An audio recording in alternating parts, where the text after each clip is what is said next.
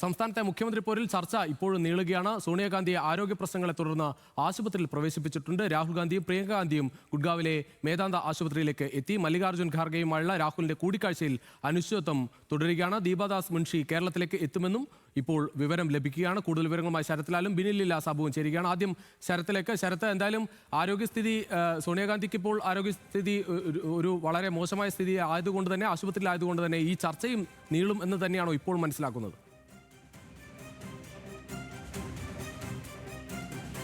അതെ രുചീഷെ, കാരണം രാഹുൽ ഗാന്ധി ഇപ്പോൾ ഹരിയാന ഗുഡ്ഗാവിലുള്ള മേദാന്ത മെഡിസിറ്റി ആശുപത്രിയിലാണ്. സോണിയാഗാന്ധിക്ക് ഒരു ചെറിയ മൈനർ ചെക്കപ്പ് അല്ലെ സർജറി എന്നൊക്കെ സ്ഥിരീകരിക്കാത്ത റിപ്പോർട്ടുകളുണ്ട്. ഏതായാലും രാഹുലും പ്രിയങ്കയും അവരോടൊപ്പം ഉണ്ട്. അതുകൊണ്ട് തന്നെ എത്രയും പെട്ടെന്ന് ഒരു ചർച്ച അല്ലെങ്കിൽ ഖാർഗെയുമായിട്ടുള്ള ഒരു ചർച്ച ഉടനടി ഉണ്ടാകും എന്ന് പറയാൻ കഴിയില്ല. ഏതായാലും 4 മണിക്ക് ശേഷമോ ചർച്ച ഉണ്ടെങ്കിൽ തന്നെ 4 മണിക്ക് ശേഷമോ അതിന് അല്ലെങ്കിൽ 6 മണിക്കോ ശേഷമോ ആയിരിക്കാം.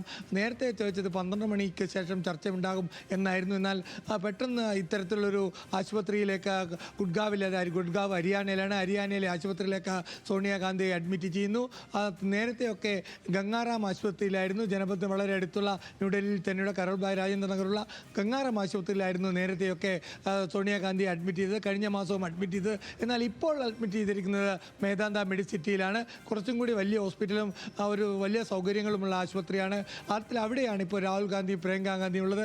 ഖാർഗെയുമായിട്ടുള്ള ചർച്ച അതിനുശേഷം ഇതിനിടയ്ക്ക് വളരെ പ്രധാനപ്പെട്ട ഒരു തീരുമാനം വന്നിരിക്കുന്നത് പിന്നെ കേരളത്തിലെ ചുമതലയുള്ള AICC general secretary Deepa Das Munshi തിരുവനന്തപുരത്തേക്ക് പോകുന്നു എന്നാണ്. 3:30 മണിയോടുകൂടിയുള്ള വിമാനത്തിൽ അവർ തിരുവനന്തപുരത്തേക്ക് എത്തുമെന്നുള്ള സൂചനയാണ് നമുക്ക് ലഭിച്ചിരിക്കുന്നത്.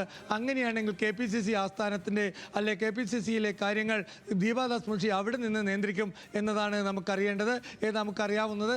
അതുകൊണ്ട് തിരുവനന്തപുരത്തെ KPCCയുടെ അല്ലെങ്കിൽ നേതാക്കളുമായിട്ടുള്ള അവരുടെ നിയന്ത്രണം ഇനി AICC നേരിട്ട രീതിയിലാകും. കാരണം അത്തരമൊരു നീക്കമാണ് നടത്തിയത്. അല്ലെങ്കിൽ അവിടെ വെച്ച് ചില സമയം അവിടെ ആയിരിക്കും പ്രഖ്യാപനം ഉണ്ടാകുക എന്നൊരു സൂചനയും വരുന്നുണ്ട്.